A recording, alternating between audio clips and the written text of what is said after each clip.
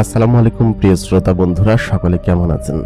স্বাগত জানাচ্ছি the mega বক্সের নতুন আরও একটি এপিসোডে।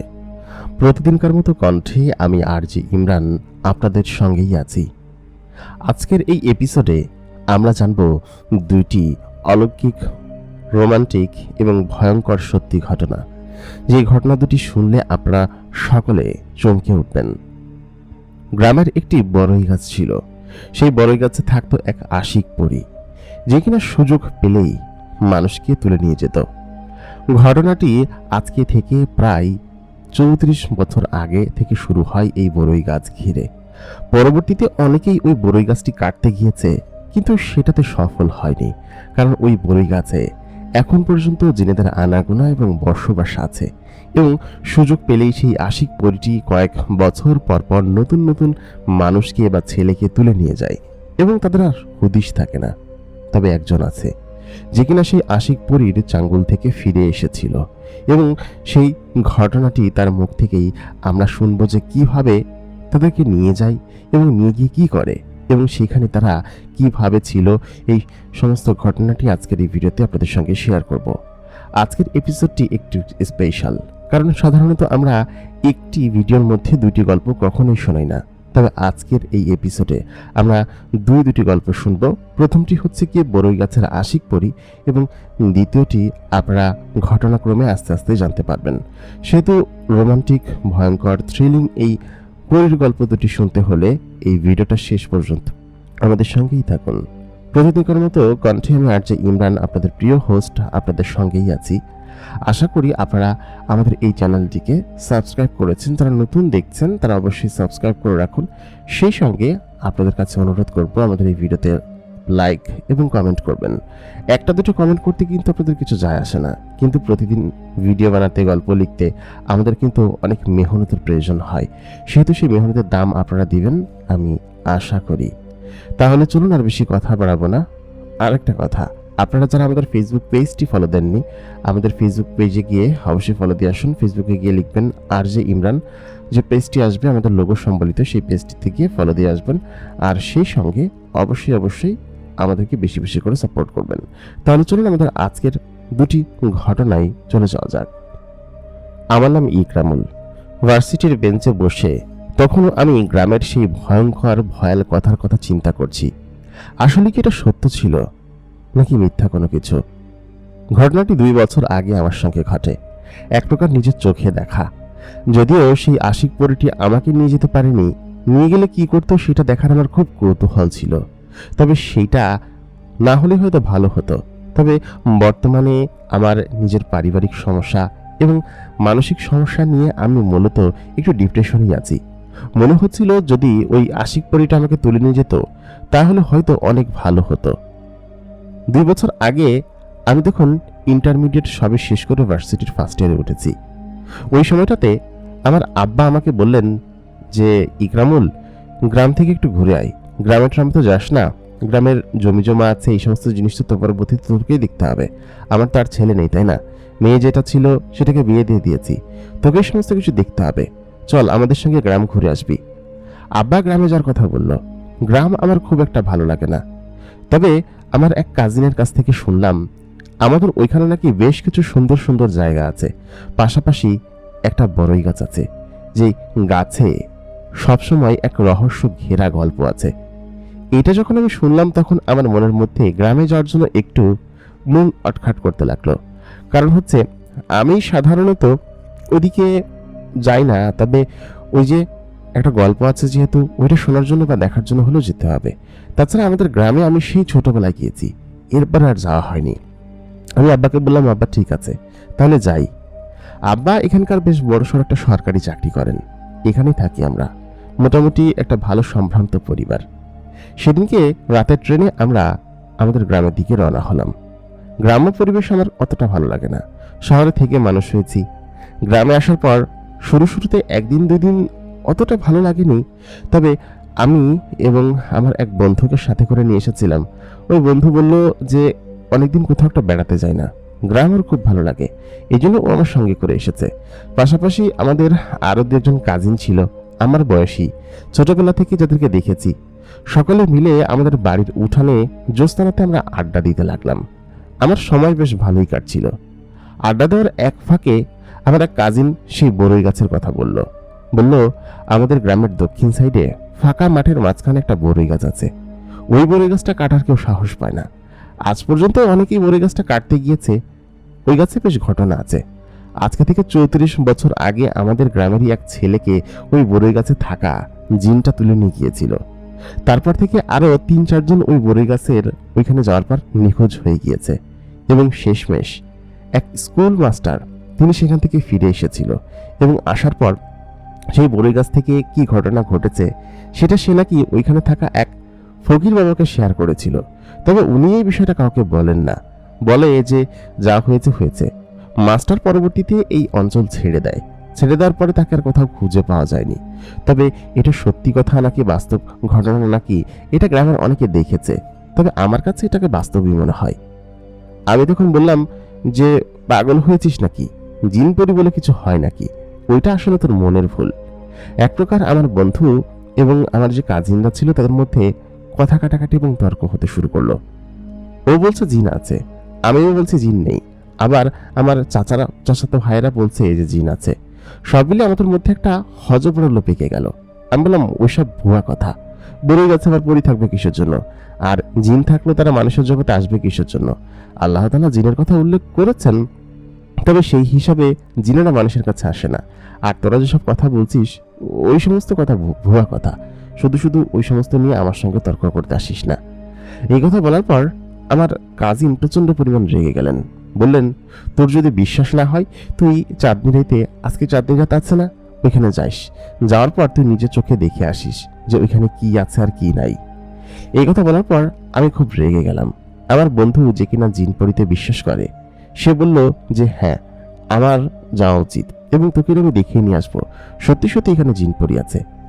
বড়ই গাছ সম্পর্কে আমাকে আমার চাচা এবং গ্রামের অনেকেই সতর্ক করেছে ওদিকে যেন আমি না যাই। ইভেন আমার আব্বাজানও বলেছেন, আব্বাও নাকি এই ঘটনা সম্পর্কে অবগত। ঘটনা যখন ঘটেছিল তখন নাকি তিনি এখানে থাকতেন এবং তিনি এই সমস্ত জিনিস দেখেছেন এবং শুনেছেনও। যখন মাস্টার ফিরে আসলো তখন নাকি আব্বা বিষয়টা জানতো।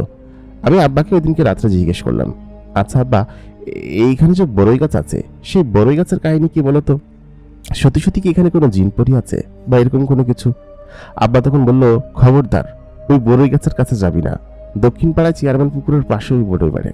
ওই বড়ই গাছের ওইখানে সন্ধ্যার পরে কেউ যাতায়াত করে না, দিনের বেলা থেকে ওই দিক দিয়ে যাওয়ার সাহস পায় না। খবরদার ওইদিকে যাবি না কিন্তু। আমরা 3-4 দিন আছি, তারপর এখান থেকে চলে যাব। ওদিকের কথা তোকে কি বলেছে? আমি বললাম, আব্বা মামুন। সে বলে, মামুনকে আমি দেখছি, শয়তান বেটা আমার ছেলেকে এইসব নিয়ে লাগা দিচ্ছে। যদিও তুই এইসব জিনিস বিশ্বাস করিস না, তবু ওদিকে যাস না, ঠিক আছে? আমার কেন যেন নিষিদ্ধ জিনিসের প্রতি একটু আগ্রহ বেশি ছিল। আমার বন্ধু সেও আমাকে বলল, দোস্ত চল একদিন গিয়ে সেখানটায় দেখে আসি। সন্ধ্যার পরে কেউ যেতে নিষেধ করেছে, আমরা সন্ধ্যার পরেই যাব, কি বলিস? আমি এবং তুই সঙ্গে মামুনকেও নিয়ে নিব। মামুন যদি যেতে না চাই তাহলে আমরা দুজনই যাব। আমি বললাম, হ্যাঁ দোস্ত যাওয়া যায়, অ্যাডভেঞ্চার জিনিসগুলো আমার কাছে খুব ভালো লাগে, বেশ আনন্দের বিষয়। আমি এবং ও প্ল্যান করলাম, সঙ্গে মামুনকেও বললাম। মামুন বলল কি যে না না না, আমি ওদিকে যাব না, জায়গাটা খুব একটা ভালো না, আর তাছাড়া ওদিকটা আমার ভালো লাগে না, যদি নিয়ে যাই তুইও যাবি না। আমি কিন্তু চাচাজানকে সবকিছু বলে দিব। পরের দিন বিকেলবেলা আমি এবং আমার কাজিন মামুন এবং সঙ্গে আমার বন্ধু 3 জনে মিলে বেরিয়ে পড়লাম। বেরিয়ে সোজা হাঁটা শুরু করলাম দক্ষিণ পাড়ার ওই চেয়ারম্যান বাড়ির দিকে। সাধারণত সন্ধ্যার পরে ওই শুনশান জায়গা দিকে কেউ যাত্রা করে না। আমি চিন্তা করলাম যে যাই, গিয়ে দেখি কি অবস্থা। কিন্তু চেয়ারম্যান বাড়ির যে পুরাতন ভবন আছে, ভবন পার হওয়া মাত্রই পাশ থেকে এক বৃদ্ধ ফকিরের মতো দেখতে লোক আমাকে ডেকে বললেন, ওদিকে গেলে মারা পড়বি, কোথায় যাচ্ছিস তোরা? দেখে তো মনে হচ্ছে না এই অঞ্চলের কেউ। আমি তখন বললাম, হ্যাঁ কাকা, বড়ই গাছের রহস্য জানতে এসেছি, আপনি কি এইটা সম্পর্কে কিছু জানেন? সে বলল কি যে অনেক কিছুই জানি, কিন্তু তোরা এখান থেকে চলে যা, এখানে থাকলে তোরা নির্ঘাত মারা পড়বি। এখানে কেন এসেছিস? আমি তখন বললাম, আমরা যদি মারা পড়ি তাহলে আপনিও মারা পড়বেন, আপনি এখানে কেন এসেছেন? লোকটি তখন বলল, এই বাড়ির কাছারি ঘরে আমি থাকি এবং এখান থেকেই আমি অনেক কিছু দেখেছি। আমি বললাম, আপনার বয়স কত হবে? তিনি তখন বলল যে বয়স হবে 84 বছর, তবে আমার অভিজ্ঞতা অনেক কিছু। এই বড়ই গাছের সমস্ত কাহিনী আমি জানি, তবে কাউকে বলা যাবে না। আমি এখানে থেকে অনেক কিছু দেখেছি। এই কাচারি ঘরেই আমি থাকি, চেয়ারম্যান বাড়ির কাচারি ঘরই আমার সমস্ত কিছু। আমি তখন বললাম, সবকিছু যেহেতু জানেন, তাহলে আপনি লুকিয়ে রেখেছেন কেন গ্রামবাসীর কাছ থেকে? সে তখন বলল, এখান থেকে চলে যা, না হলে কিন্তু তোদের খবর আছে, তোরা নির্ঘাত মারা পড়বি। চলে যা এখান থেকে। আবারও সতর্ক করছি, এখানে যারা রাত্রেবেলা ফিরে আসে কেউ ওই ডাইনি পরীর হাত থেকে রক্ষা পায় না। ওই আশিক পরীটা সেই ছেলেটাকে তুলে নিয়ে যায়। যদি কোনো সুদর্শন পুরুষ দেখে, তুই তো সুদর্শন, তোকে সঙ্গে করে নিয়ে যাবে। তুই এখান থেকে চলে যা। লোকটার কথা আমার বিশ্বাস হচ্ছিল না। আমার যেভাবেই হোক লোকটার থলি থেকে তার গল্পটা বের করতেই হবে। সে কি গল্প ফেটেছে বা নিজে নিজে কি গল্প বানাতে চায় সেটা আমি তার কাছ থেকে শুনবো। আমি তখন বললাম, আপনি গল্প ফল্প কিছু জানেন না, আপনি নিজে থেকে বানিয়ে এসব বলেন। আমি ঠিক বলেছি না? লোকটি তখন একটু রেগে গিয়ে বললেন, আমি কখনো মিথ্যা কথা বলি না। মিথ্যা কথা বলবো কিসের জন্য? তোরা এখান থেকে চলে যা, তোদেরকে সতর্ক করছি। আমি তখন তাকে আরো খুশকে দেওয়ার জন্য বললাম, আমি জানি আপনি মিথ্যা কথা বলছেন, আর সত্যি কথা বলার সাহস আপনার নেই। সেহেতু বকবক করছেন কিসের জন্য? আমরা চলে যাচ্ছি, কিন্তু আপনি সত্যি কথা বলবেন না, সেটা আমি জানি। লোকটা ভীষণ রেগে গিয়েছে। ঔষধে কাজ হয়েছে বোঝা যাচ্ছে। লোকটি তখন বলল, সত্যি বিশ্বাস করছিস না তুই আমার কথা? আমি বললাম, না, আপনি একটা ভণ্ড। আপনার কথা কেন বিশ্বাস করব? গ্রামবাসীকে শুধু শুধুই একটা উল্টোপাল্টা কাহিনী বলে ভয় পাইয়ে রাখিয়েছেন। সে বলল, এরকম কোনো কিছুই না। তুই এদিকে আয়, আমি বলছি কি ঘটেছিল সেদিনকে, আর সেই মাস্টার আমাকে এসে কি বলেছিল সমস্ত কিছুই আমি তোকে বলছি। আমি লোকটার সঙ্গে কাচারি ঘরের বারান্দায় গিয়ে বসলাম। উনি এখানেই থাকে। সম্ভবত চেয়ারম্যান ওনাকে এখানে আশ্রয় দিয়েছে, এবং জানতে পারলাম যে উনি প্রায় বিগত 40 বছর ধরেই এখানে থাকে এবং মাস্টারের বাড়িতে কাজকাম করে। ফকির টাইপের লোক। মানুষজন তাকে টুকটাক খেতে দিলে সেগুলোই খায়। একটু পাগল কিসিমেরও আছে। তাকে বললাম, হ্যাঁ বলেন, কি জানেন আর কি হয়েছিল? এই বড়ই গাছের কাহিনী বহুত পুরাতন। আমি তখন অনেকটা যুবক ছিলাম, আজকে থেকে প্রায় 34 বছর আগের। এইখানে প্রায় তিনটা ছেলেকে ধরে নিয়ে গিয়েছে, তবে একটা ছেলের সঙ্গে আমার কথা হয়েছে। সে ছিল আমাদের প্রাইমারি স্কুলের মাস্টার। নতুন এসেছিল এখানে মাস্টারি করতে। তারও তোর মতো অনেক বেশি কৌতূহল ছিল। এখানে এসেছিল, তারপর সে সেখান থেকে বুদ্ধি করে পালিয়ে আসে সেই আশিক পরীর হাত থেকে। সে আমাকে যা বলেছিল সবকিছুই তোকে বলবো। 34 বছর আগে আমি তখন এখানেই বসে থাকি। চেয়ারম্যানের কাজ করি, ধান মান কেটে দেই, ধান বাড়ি সমস্ত কিছু আমি নিজে হাতেই করি, এবং এই বাড়ির একজন অ্যাক্টিভ মেম্বার ছিলাম। এখন বয়স হয়ে গিয়েছে, এখন এরকম কিছু করতে পারি না। হঠাৎ করে এক রাত্রেবেলা আমি প্রসব করার জন্য আমার ঘর থেকে বের হলাম।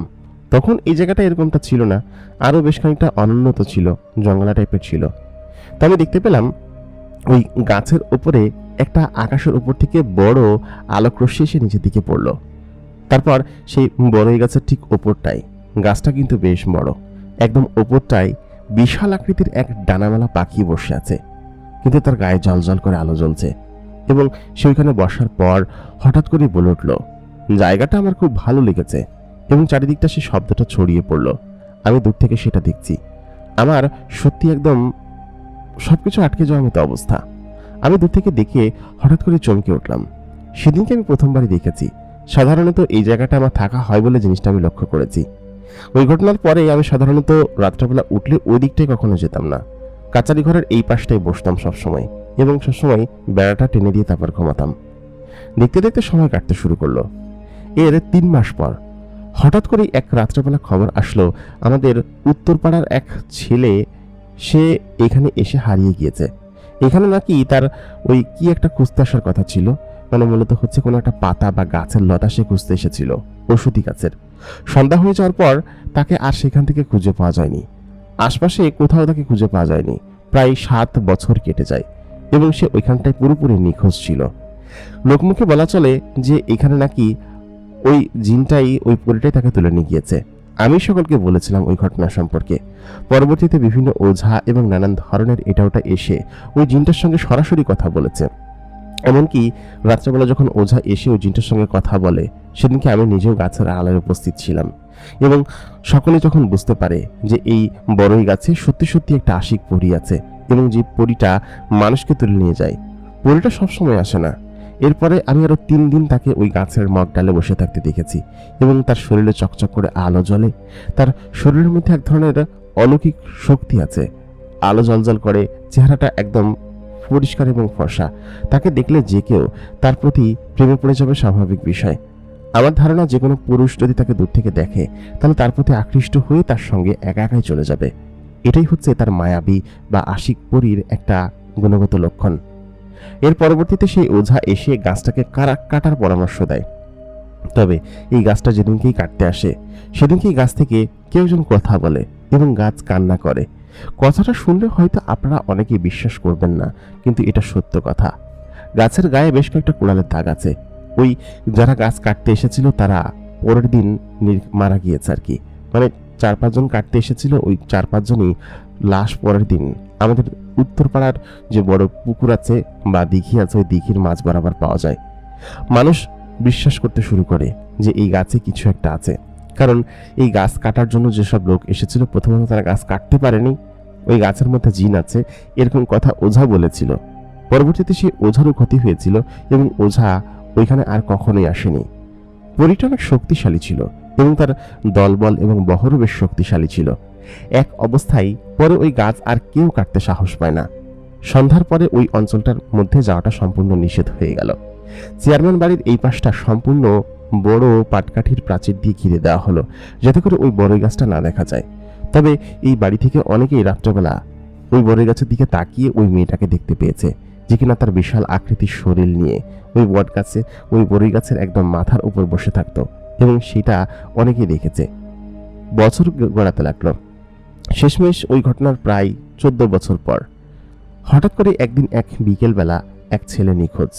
ছেলেটার বয়স বেশি ছিল না, 15-16 বছর বয়স ছিল। ছাগল নিয়ে সন্ধ্যার পরপর ওই জায়গা দিয়ে ফিরছিল। ছেলেটা দেখতে বেশ সুদর্শন ছিল এবং আমাদের মালিক সাহেবের ছেলে ছিল। তিনি বিদেশ ফেরত, বেশ টাকা পয়সার মালিক। একটাই ছেলে ছিল তার, তাকেও সেখান থেকে তুলে নিয়ে যাওয়া হয় এবং শেষমেশ সেই লোকটি প্রায় শোকে কাতর হয়ে যায় তার ছেলের শোকে। তুলে নিয়ে যাওয়ার পরে বেশ কয়েকবার সেই গাছের কাছে চাওয়া হয়েছে তার ছেলেকে, কিন্তু সেই গাছ কোনো রেসপন্স করেনি। অনেক ওঝা ফকির নিয়ে আসা হয়েছে, তারা ভয় পেয়ে এখান থেকে চলে গিয়েছে। যে আশিক পরীটি ওইখানে থাকে সে মূলত বেশ অন্য রকমের এবং সে নতুন নতুন ছেলেদের সঙ্গে থাকতে পছন্দ করে, মানুষকে ধরে নিয়ে যায়। আমি তখন সেই ফকিরকে বললাম, কিন্তু মাস্টারের কাহিনী কি? মাস্টারের কাহিনী তো কিছু বললেন না। ফকির তখন বলল যে সেটাও বলছি। এরপরে আর কোনো ঘটনা ঘটেনি। তারপর হঠাৎ করেই আমাদের গ্রামের মাস্টার নিখোঁজ হয়ে যায়। মাস্টার নিখোঁজ হয়ে যাওয়ার পরে প্রায় 2 বছর পরে সে সেখান থেকে ফিরে আসে। মানে আমাদের গ্রামে যে নতুন মাস্টার এসেছিল তিনি মোটামুটি সকলের সঙ্গে বেশ ভালোই পরিচিত ছিল, মানুষের সঙ্গে বেশ ভালোভাবে মিশত, সকলকে বেশ সমীহ করত। তো হঠাৎ করেই মাস্টার গায়েব হয়ে যায়। তো গ্রামে খোঁজাখুঁজি করার পরে একদিন জানা যায় যে বিকেলের দিকে মাস্টার এদিকটাই এসেছিল এবং ওই বড়ই গাছের পাশ দিয়ে সম্ভবত ওই দক্ষিণের মাঠের দিকে গিয়েছিল। তারপর আর মাস্টারকে খুঁজে পাওয়া যায়নি। মাস্টার দেখতে বেশ সুদর্শন ছিল, 23-24 বছর বয়সের শহরে যুবক, শহর থেকে এখানে এসেছে পড়াতে, সদ্য চাকরি পেয়েছে, মাত্র 2-3 মাস। এই অবস্থায় মাস্টার হয়তো বিষয়টা সম্পর্কে জানতো না এবং না জেনে সে ওই জায়গাটায় চলে গিয়েছিল এবং 2 বছর পর মাস্টার এই জায়গা থেকে দৌড়াতে দৌড়াতে আমার দিকে আসে এবং আমাকে বলে, কাকা বাঁচান। আমি তখন তাকে নলপাত করে আমাদের কাচারি ঘরের ঠিক এই জায়গাটাই, ওটা বলার সঙ্গে সঙ্গে আমার বন্ধু ভয় পেয়ে ওঠে, বলে কি যে কোন জায়গা? তখন ওই সেই ফকির বলে, তুমি যেখানে বসে আছো ঠিক এই জায়গাটায় মাস্টারকে আমি বসতে দিই। বসার পর সে হাঁপাচ্ছিল, আমি তাকে পানি দিই। তো ওই অবস্থায় পেছন থেকে একটা হাই করা শব্দ আমার দিকে এগিয়ে আসে। তবে চেয়ারম্যানের বাড়িটা বন্ধ দেওয়া ছিল, যার কারণে কোনো সমস্যা ছিল না। বন্ধ দেওয়া থাকলে এই বাড়িতে কোনো জিন প্রবেশ করতে পারবে না। অনেক আগে থেকেই বন্ধ দেওয়া ছিল, এই জন্য আমারও অতটা ভয় ডর ছিল না আর কি। তো ওই জিনটা চেয়ারম্যানের বাড়ির কাছাকাছি এসে সে চিৎকার করে ওঠে এবং খুব জোরে চিৎকার করে ওঠে। চিৎকারের শব্দ প্রায় আশেপাশের কয়েক তল্লাটে ছড়িয়ে যায় এবং বলে যে আমি ছাড়বো না, আমি কাউকেই ছাড়বো না, তোদেরকে দেখে ছাড়বো। তারপর ওই অবস্থায় চেয়ারম্যান বাড়ির লোকজন সকলে উঠে আসে এবং মাস্টারকে দেখিয়ে তারা অবাক হয়, বলে, মাস্টার তুমি কোত্থেকে আসলা? মাস্টার তখন বলে যে আমি কিছু জানি না, ওই পরীটা আমাকে ধরে নিয়ে গিয়েছিল, তারপর ও আমাকে ওর কাছে 2 বছর রাখে, আমি হাঁপাচ্ছিলাম, এটা বলল মাস্টার। তারপর সেই বৃদ্ধ লোকটি আবার আমাকে বলতে শুরু করলেন মাস্টার আমাদেরকে ওইদিনকে কোনো ঘটনা বলেনি। আমার ঘরে বিশ্রাম করছিল, যেহেতু মাস্টারের কোনো ঘর বাড়ি ছিল না, সে কোথায় যাবে? সকাল হওয়ার আগে তো সে কোথাও যেতে পারবে না। মাস্টারকে আমার খাটে শুতে দিলাম, কাচারি ঘরের ওইখানে। খাওয়ার দাওয়ার দিয়ে তাকে শুয়ে রাখা হলো। আমি এবং মাস্টার পাশাপাশি শুয়ে আছি। আমার তখন একটা ভয় ডর লাগে না। আমি তখন মাস্টারকে বললাম, মাস্টার, আমি ওই পরিমেয়েটাকে সবার আগে দেখেছি, আজকে থেকে প্রায় 23 বছর আগে। সেই সময়টাতে আমি ওইখানে এমনভাবে ওই জিনিসগুলো দেখতাম যে তুমি বললে বিশ্বাস করবে না। ওইখানে যে একটা পরী আছে, গ্রামবাসীর অনেকে বিশ্বাস করে, আবার অনেকে বিশ্বাস করে না।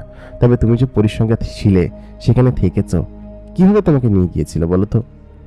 ও তখন ভয়ে একটু ছিটকে ছিল। আমি তখন তার হাত ধরে বললাম, শোনো মাস্টার, আমি তোমাকে এই গ্রাম পার করে দিব, তোমার শহরে যাওয়ার সমস্ত ব্যবস্থা করে দিব। সকাল হোক, তুমি আমাকে ঘটনাটা বলতে পারো, বলো।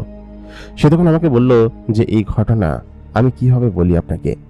ওইটা একটা আশিক পরী ছিল, যদিও পরীটা মহামায়া এবং খুব সুন্দরী একটা পরী, যে কিনা আমাকে এখানে আটকে রেখেছিল এবং এর আগে যে দুটো ছেলেকে নিয়ে গিয়েছে, সেই যে দুটো ছেলেকেও সেখানে আটকে রেখেছিল এবং তাদেরকে ব্যবহার করেছে।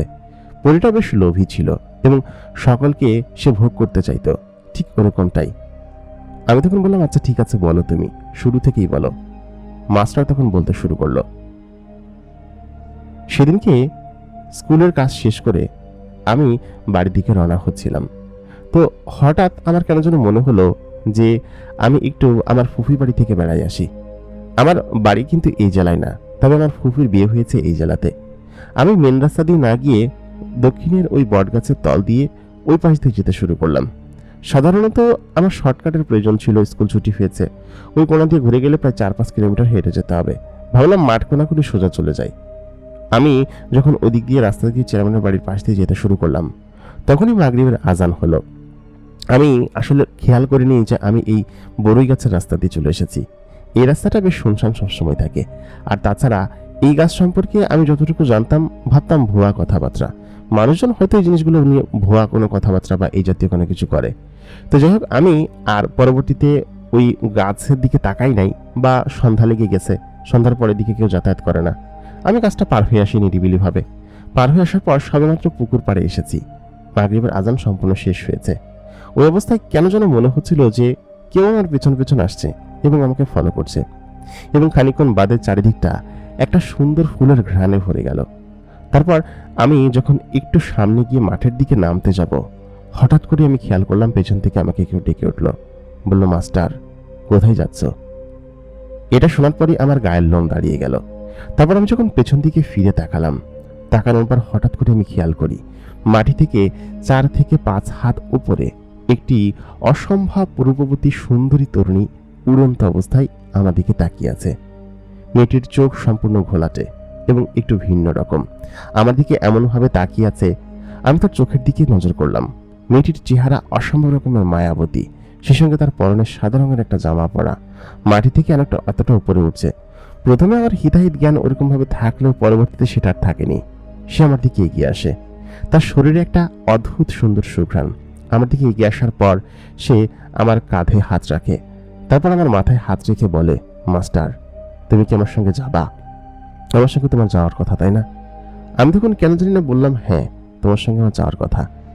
ও হাত বাড়ালো, আমি ওর হাতটা ধরলাম। হাত ধরার কিছুক্ষণ পর আমি দেখলাম আমি এমন গতিতে ছুটে চলেছি যেই গতি এই জগতের অনুপরিমাণ বাস্তবতাকেও হার মানাবে। এক এক ধাপে আমি প্রায় এক গ্রাম পরিমাণ বা 1 কিলোমিটার পরিমাণ পথ অতিক্রম করছিলাম এবং ও আমাকে সঙ্গে করে নিয়ে যাচ্ছিল।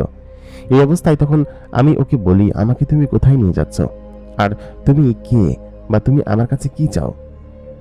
তখন সে বলে, আমি একটা পরী, তোমাকে আমার খুব পছন্দ হয়েছে, আমার খুব ভালো লেগেছে, তোমাকে আমি আমার জীবন সঙ্গী করতে চাই, আমার জীবন সঙ্গী হবে? আমি দেখতে কিন্তু খুব সুন্দরী, তাই না? আমি তখন বলি, হ্যাঁ। পরীটা সর্বপ্রথম যখন কাউকে দেখে বা কাউকে টার্গেট বানায়, তখন তাকে বশ করে রাখে এবং বশ করে রেখে তাকে এমনভাবে তাকে দিয়ে সমস্ত কাজবাজ করায় যেন মনে হয় যে সে নিজে থেকেই করছে।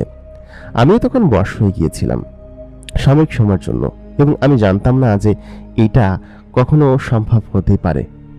আমাকে যখন ও নিয়ে যাচ্ছিল তখন আমার কোনো হিতাহিত জ্ঞান ছিল না, আমি তখন কোনো কিছু বুঝতেও পারছিলাম না, কারণ ও সম্পূর্ণরূপে আমাকে বশ করে রেখেছে। আমি 5 ওয়াক্ত নামাজ পড়ি, আল্লাহর ইবাদত করি, সেইখানে যখন আমি পৌঁছালাম তখন গভীর রাত, চারিদিকে অন্ধকারে কিছু বোঝা যাচ্ছে না। তবে জ্যোৎস্নার আলোতে বোঝা যাচ্ছে যে আমার চারপাশে বড় বড় দেয়াল খাড়া করা এবং খুব বড় বড় দেয়াল। দূরে ঝর্ণার আওয়াজ শোনা যাচ্ছে এবং তার মাঝখানে একটি বড় আকৃতির বাড়ি। খুব বেশি বড় না, তবে মোটামুটি বড় আকৃতির একটা বাড়ি। সেই বাড়িটা উচ্চতার দিক দিয়ে অনেক লম্বা, প্রায় 7-8 তলার সমান হবে এবং নিচ তলার দিক দিয়ে একটু মোটা টাইপের, অনেকটা টাওয়ারের মতো।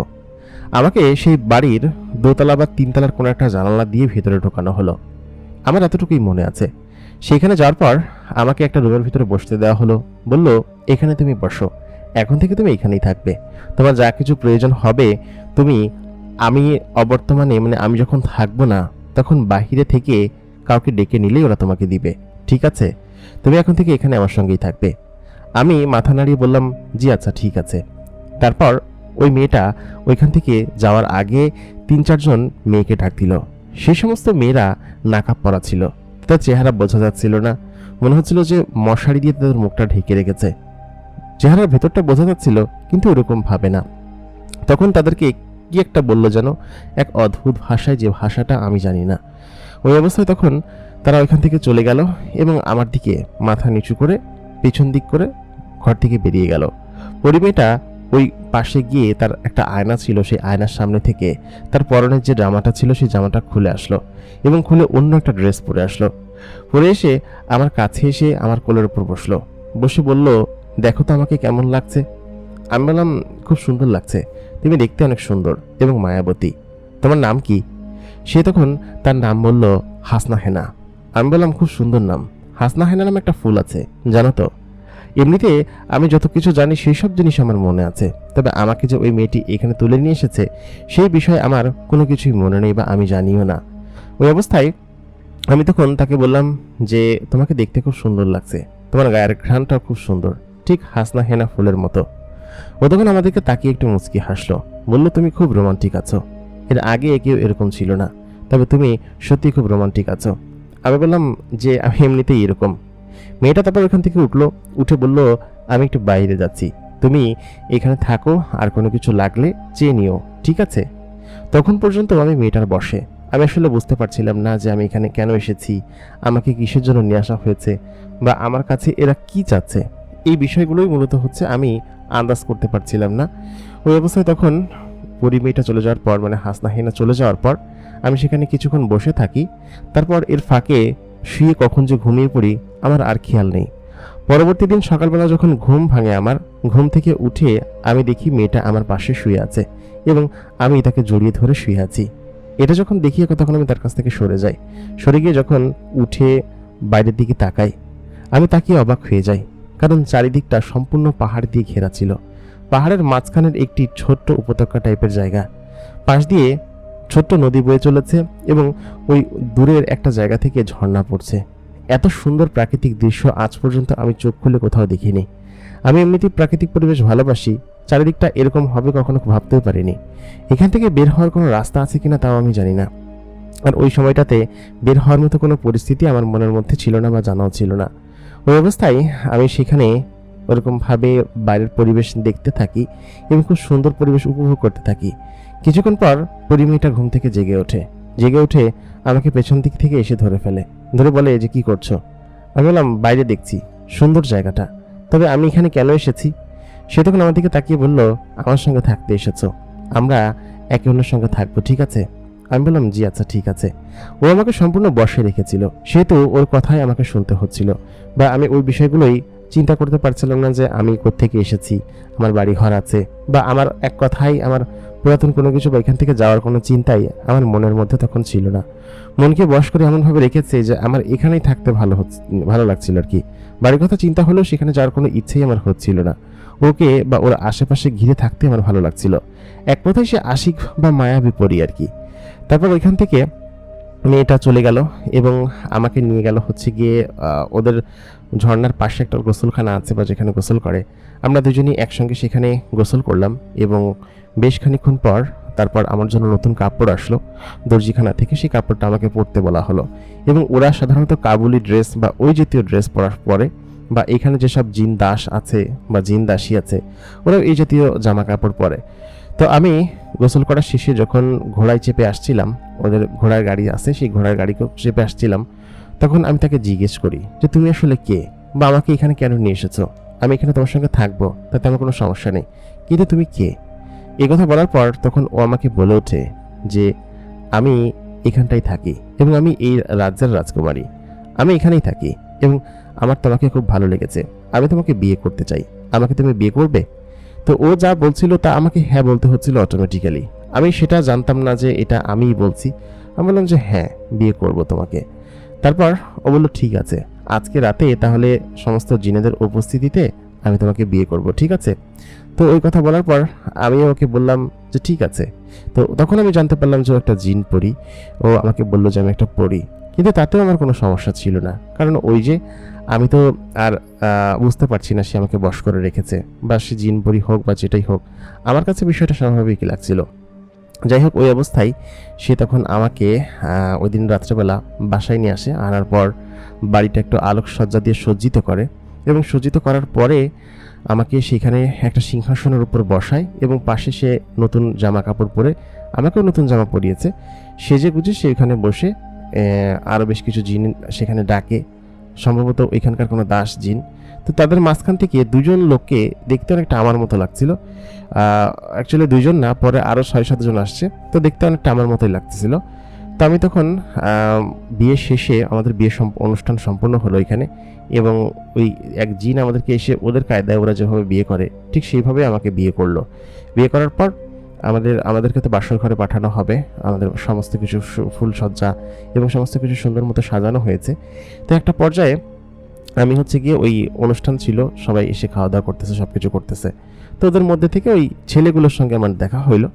দেখা হওয়ার পরে আমি জিজ্ঞেস করলাম যে তোমরা কারা, এবং তোমাদেরকে দেখতে তো এদের মতো মনে হচ্ছে না, বা তোমরা আসলে এখানে কি করতেছো? তো ওই লোকটা তখন বলল একটা ছেলে এবং ওই পাশে থেকে আরেকটা ছেলে। তো ওই সব থেকে যে বয়স্ক ছেলেটা, ওনারও বয়স হয়ে গেছে প্রায় 45-50 বছর বয়স বা 60 বছর বয়স হবে, একটু বৃদ্ধ হয়ে গেছে। তো তখন আমাকে সে বলতেছে যে আজকে বোধহয় তুমি তার 14তম স্বামী আর কি, তুমি তার কাছে এসেছো। তো আমি বললাম কি বলতেছেন এটা, 14তম স্বামী মানে? আপনি কি মজা করতেছেন? সে বলল কি যে না, ওর নাম হচ্ছে হাসনা হেনা রুকাইয়া পরি, ও হচ্ছে একটা আশিক পরি। ও কিছু বছর পর পর যখন এক স্বামী দিয়ে মন ভরে যায়, তখন আরেকটা স্বামী তুলে নিয়ে আসার জন্য মানুষের জগতে যায়, এবং ওর বিভিন্ন স্থান আছে, সেই স্থানে গিয়ে সুযোগে থাকে যে কখন একটা সুদর্শন ছেলেকে সে নিতে পারবে, তখন সেই সুদর্শন ছেলেটাকে সে তুলে নিয়ে আসে। তো এবারের বলির বকরা হচ্ছিল তুমি, তোমাকে সেখান থেকে তুলে নিয়ে এসেছে এবং তোমাকে ও বিয়ে করেছে। কত বছর তোমার সঙ্গে থাকে তা জানা নেই, তবে কিছু বছর থাকার পরে তোমাকে আমাদের মতো পজিশনে ফিরে আসতে হবে, এবং তারপর আর কোনো কিছু করার থাকবে না। দেখবে যে তুমি আমাদের মতোই হয়ে গিয়েছ। আমরা তো এখানকার দাসীদের মতো কাজ করি, মোটামুটি বলতে গেলে এখানকার সমস্ত কাজ আমাদেরকে দিয়েই করায়। তো তোমাকেও এই লাইফে এন্টার করতে হবে, হয়তো সময়ের ফের, হয়তো 7 বছর বা 10 বছর, যে কদিন তার ভালো লাগে। ভালো লাগলে তারপর তোমাকে ছুঁড়ে ফেলে দিবে, ভালো না লাগলে। তাই বললাম না, এরকম কোনো কিছুই না। তো আমার কেমন কেমন যেন একটু মনে সন্দেহ জাগছিল ওই সময়টাতে। তো ঠিক ওই মুহূর্তে ওরা যখন আমার ঘোর কাটানোর জন্য কিছু একটা করতে যায়, সঙ্গে সঙ্গে সেই পরি মেয়েটা মানে হাসনা হেনা, আমার যে পরি স্ত্রী যাকে আমি বিয়ে করেছি, সে আমার কাছে এসে আমার মাথায় হাত দেয়। তো হাত দেওয়া মাত্রই আমার চোখের মণি যেটা ছিল সেটা নাকি ছোট হয়ে আসে। তো ওরা আমাকে এটা বলছে যে তোমার চোখের মণি ছোট হয়ে যাচ্ছে, ওরা তোমাকে বশ করেছে। এই কথা বলার পরেই ওই জিন মেয়েটা, সব থেকে মুরব্বী যে লোকটা ছিল, তাকে একটা ধাক্কা দেয়। ধাক্কা দেওয়ার সঙ্গে সে উড়ে প্রায় 6-7 হাত দূরে গিয়ে পড়ে এবং বলে যে তোদের মনে হয় মৃত্যু ঘনিয়ে আসছে, তাই না? তোরা ওকে কি বলার চেষ্টা করছিস? তুই এখানে থেকে ওকে কান পড়া দিবি বা কান ভারী করবি, এরকম কোনো কিছু তুই করতে পারবি না। তারপর ওদেরকে এখান থেকে চলে যেতে বলে। তো ওরা কি বলছে না বলছে সেটা আমার মনে আছে, কিন্তু ওদের কথা আমার আমল নিতে ইচ্ছে হচ্ছে না। এর কারণ হচ্ছে গিয়ে ওই পরি মেয়েটা আমাকে বশ করেছে, বা যেভাবেই হোক আমাকে এগুলো থেকে জাদু বলে দূরে রাখছে আর কি। তো যাই হোক, ওই অবস্থায় আমাদেরকে বাসর ঘরে পাঠানো হয়। আমার যে পরিস্থিতি ছিল, সে খুব সুন্দর মতো সেজে গুজে বাসর ঘরে বসে আছে, আমার জন্য অপেক্ষা করছে। আমি সেখানে গেলাম, যার পর তার যখন ঘোমটাটা উঠালাম, এমনিতে সে অদ্ভুত রকমের মায়াবী সুন্দর। তার চোখের দিকে তাকালে বা তার চেহারার দিকে তাকালে যে কোনো পুরুষ তার প্রেমে এক দেখাতেই পড়বে, এটা স্বাভাবিক বিষয়। তো আমি ওইখানে যাওয়ার পর তার রূপে আমি পাগল হয়ে গেলাম এবং দিওয়ানা হয়ে গেলাম এক প্রকার। তো সত্যি কথা বলতে তারপর আমি ওই দিন সারা রাত ঘুমাইনি, ওর সঙ্গেই ছিলাম, বাসরাতে যা হয় আর কি। তো সেইভাবেই আমি ওর সঙ্গে কাটালাম সম্পূর্ণ রাত। তো ও আমাকে বলল যে তোমার সঙ্গে থেকে আমার খুব আনন্দ লেগেছে, আজ পর্যন্ত যেসব স্বামীদের সঙ্গে থেকেছি কারোর সঙ্গে এতটা আনন্দ আমি কখনোই পাইনি। তো এই কথা বলার পর আমি আরও খুশি হয়ে গেলাম এবং আমি তখন মনে মনে ভাবলাম যে ওরা যেসব কথা বলেছে এরকমটা হয়তো হবে না, আমার স্ত্রী আমার প্রতি খুশি, বা সে আমাকে হয়তো ওদের মতো পরিস্থিতি করবে না। আমার একটা জিনিস আমি পরবর্তীতে বুঝতে পারছিলাম না, যে আমি সব কিছুই জানতাম বুঝতাম, কিন্তু কেন যেন ওর বাইরে কোনো কিছু চিন্তা করতে পারতাম না, যে ও যেটা বলবে সেটাই, বা ও যেটা করতে বলবে সেটা আমাকে করতে হবে। এরকমভাবেই আমাদের সময় কাটছিল। তারপর বিয়ের পরবর্তী সময়টাতে ওর সঙ্গে আমার সময় বেশ ভালো কাটতে শুরু করলো। আমি ওর সঙ্গে ঘর সংসার করতে লাগলাম। ও আমাকে সবসময় খুব বেশি আদর যত্ন করতো, ভালোবাসতো।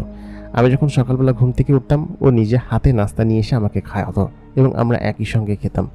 আর ও বেশিরভাগ সময়ই হচ্ছে বাড়িতে থাকতো না বা বাসায় থাকতো না, কোথাও একটা যেত বা এদিক ওদিকে ঘোরাফেরা করতো বা যেটাই হোক কোনো কিছু একটা করতো। তো তখন আমার কাছে থাকতো না, আমি তখন ঘরের ভিতরে একা একা বসে থাকতাম। কোনো কিছুর খাওয়ার দরকার পড়লে আমার শুধুমাত্র দাসীদেরকে ডাক দিলেই হতো, দাসীরা তখন আমার জন্য খাবার প্রস্তুত করে দিত, আমার জন্য যা যা দরকার সমস্ত কিছু এনে দিত। তো একদিন বিকেলের দিকে আমার খুব মন খারাপ ছিল ঘুম থেকে ওঠার পর। তো ও বাসায় নেই, সাধারণত ওরা বিকেলের পরপরই বের হয় আর কি, এবং সারা রাত বাইরে থাকে। তো রাত্রেবেলা অনেক সময় ম্যাক্সিমাম দিনে আমি একা ঘুমাই। এখানে আসার পর আমার অভ্যাস হয়ে গিয়েছিল দিনে ঘুমানোর, কারণ জিনেরা দিনে দিনে হচ্ছে ঘুমিয়ে থাকে, বিশ্রাম করে, আর রাতের বেলা হচ্ছে বিচরণ করে বেড়ায়। তো আমি তখন হচ্ছে সন্ধ্যার পরে, ও যেহেতু নেই, একা একা বোর হচ্ছি, তো আমি বসে আছি। তো এখানে থাকা এক দাসী ছিল, তো আমি দাসীকে ডাক দিলাম। ডাক দেওয়ার পর আমি বললাম যে ভালো লাগছে না, মনটা খারাপ লাগছে খুব, তোমার সঙ্গে একটু গল্প করি, তুমিও কি একটা জিন? তো সে বললো হ্যাঁ আমি একটা জিন, আমি নিম্ন শ্রেণী জিন বা গ্রাম থেকে আসা জিন, যারা কিনা এই সব জিন পরীদের উচ্চ বংশীয় যেসব জিন পরী আছে তাদের খেদমত বা দায়িত্বে আমরা থাকি। তো মেয়েটা শুরুতে কথা বলতে চাচ্ছিল না, আমি বললাম কিছু বসো, আমার সঙ্গে বসে একটু গল্প করো। তো বললো না, যদি যদি হাসনা হেনা জানতে পারে তাহলে হয়তো আমাদেরকে শাস্তি দিবেন। তাই বললাম বসো, একটু গল্প করি, কিচ্ছু হবে না, হাসনা হেনা আমাকে কত ভালোবাসে জানো না, আমি যদি বলি তোমাকে কিছু করবে না, তুমি বসো। তো যাই হোক, ওই পরি মেয়েটা হাসনা হেনার মতোই সুন্দরী ছিল, বেশ সুন্দরী। আমি শুরুতে তার চেহারা দেখিনি, মুখ নাকাব দিয়ে ঢাকা ছিল। তো ওকে যখন আমি ডাক দিলাম, সম্ভবত এই মহলে নতুন এসেছিল, ডাক দেওয়ার পর আমার পাশে এসে বসলো, আমার সঙ্গে গল্প করতে চাইছিল না। আমি একটু জোর জবরদস্তি করে গল্প করতে বাধ্য করলাম। তো তারপর আমি কথায় কথায় বললাম যে তোমার ম্যাডাম বা তুমি যাদের সার্ভ করো তারা কই থাকে বা তারা কেমন? তো ওই মুহূর্তে সে বললো যে ওরা বংশীয়গতভাবে কেউই ভালো না, ওদের ভাই যারা আছে তারা ওরকম মানুষ মেয়ে তুলে নিয়ে এসে ভোগ করে, তারপর আবার সেটাকে ছেড়ে আরেকটা ধরে, এটাই হচ্ছে ওদের অভ্যাস, বা ওরা আশিক জিন বা আশিক পরি এরকম টাইপের। তাদের বংশ পরম্পরা থেকে এরকম, ওরা হচ্ছে রাজবংশীয় জিন। এখান থেকে প্রায় 70 মাইল দূরে ওদের রাজদরবার আছে, সেখানেই হচ্ছে গিয়ে সমস্ত কার্যক্রম হয়। আর দূরে দূরে এরকম দু একটা কেল্লা আছে, যে কেল্লায় ওরা হচ্ছে এসে বসবাস করে, ওদের রং মনোরঞ্জন বা ফুর্তির জন্য তৈরি করা হয়েছে। তো আমরা ওই রাজমহলেরই দাসী আমাদেরকে এখানে পাঠানো হয়েছে এই সেবা যত্ন করার জন্য সকলের। তো আমরা এই মহলের সমস্ত সেবা যত্ন করি, এরকমভাবে এখানে থাকি। তো আমি তখন বললাম যে কি বলছো? তখন ওই মেয়েটা আমাকে বলে যে থাক, আমি আর কিছু বলতে পারবো না, আমাকে বলা নিষেধ আছে। তারপর ওই মেয়েটা এখান থেকে চলে যায়। চলে যাওয়ার পর আমি তাকে আবার ডাকি, কিন্তু সে আসে না। সন্ধ্যার কিছুক্ষণ পর ওই মেয়েটা চলে যাওয়ার আধা ঘন্টা 1 ঘন্টা পরে আমার যে পরিস্ত্রী আছে হাসনা হেনা, সে আসে। আসার পর বলে যে কি ব্যাপার, মন খারাপ করে বসে আছো কেন? তো আমি তখন বলি যে মন খারাপ করে বসে আছি তোমার জন্য, তুমি কোথায় গিয়েছিলে? আর তুমি যে বলেছিলে যে তোমার নাকি আর কেউ নেই, কোনো আত্মীয় স্বজন নেই, কোনো ঘর বাড়ি নেই, আমি তো জানতে পেরেছি যে তোমার বড় একটা প্রাসাদ আছে এবং সেখানে তোমার বাবা এলাকার সর্দার বা উচ্চ বংশীয় জিন তোমরা। তো এই কথা বলার পর সে বলে কি যে এই কথা কে বলেছে? তাই বললাম শোনো, আমি মানুষ, আমি অনেক কিছু আন্দাজ করতে পারি বা বুঝতে পারি। তো আমি তোমার রাজকীয় পোশাক দেখে ফেলেছি, আর তোমার এখানে যে ডায়েরিটা ছিল সেই ডায়েরিটা আমি পড়ে ফেলেছি। তো ও নিজে একটা ডায়েরি লিখতো ওদের যে ভাষা, সেই ভাষায় আমি ওখানে গিয়ে ওর কাছ থেকে ওদের ভাষা পর্যন্ত শিখে ফেলেছিলাম কয়েক মাসে। ওর সঙ্গে বিয়ে হওয়ার পরে শুধুমাত্র ওর সঙ্গে সময় কাটাতাম, আমরা রুম থেকে খুব একটা বের হতাম না। তো কিছু মাস যাওয়ার পরে ও আমার থেকে দূরে দূরে থাকতো আর কি। শুধুমাত্র একবেলা আসতো, যখন ঘুমানোর সময় হতো তখন আমার কাছে আসতো, এসে আমার সঙ্গে ঘুমাতো, তারপর আদর যত্ন করতো, তারপর চলে যেত আর কি। তো ও যে ওই মহলে যেত সেটা আমি জানতাম না। তো ও আমাকে বলল যে তুমি আসলে খুবই বুদ্ধিমান ছেলে, এর আগে এখন পর্যন্ত এরকমটা কেউই করেনি যে আমার কাছ থেকে এত তথ্য বের করেছে বা আমি যেটা চেয়েছি সেটার বিকল্প হয়েছে, তবে তুমি সেটা বের করে ফেলতে পেরেছো। তুমি বুদ্ধিমান ছেলে, তোমাকে আমার ভালো লেগেছে। তোমাকে আমি আমার আজীবনের জীবনসঙ্গী করে রাখতে চাই, তুমি থাকবে না আমার সঙ্গে? ওটা বলে আমার মাথায় হাত দিয়ে কিছু একটা করলো, তারপর আমার চোখ আবার সে ছোট হয়ে আসলো। আমি আয়নায় নিজের চোখ দেখতাম, আমার চোখের মনি সবসময় ছোট থাকতো। তো এটা সম্ভবত বয়স হওয়ার কোনো একটা লক্ষণ। তো এই অবস্থায় ও আমাকে তখন বললো, চলো সোনা, তোমাকে আমি একটা জায়গায় ঘুরতে নিয়ে যাই, জায়গাটা তোমার খুব ভালো লাগবে। তো ও সম্ভবত এই জন্যই আমাকে পছন্দ করতো যে আমি খুবই বুদ্ধিমান ছিলাম এবং আমি অন্যান্যদের থেকে সকল কিছু বুঝতাম বেশি, ভালো কিছু জানতাম।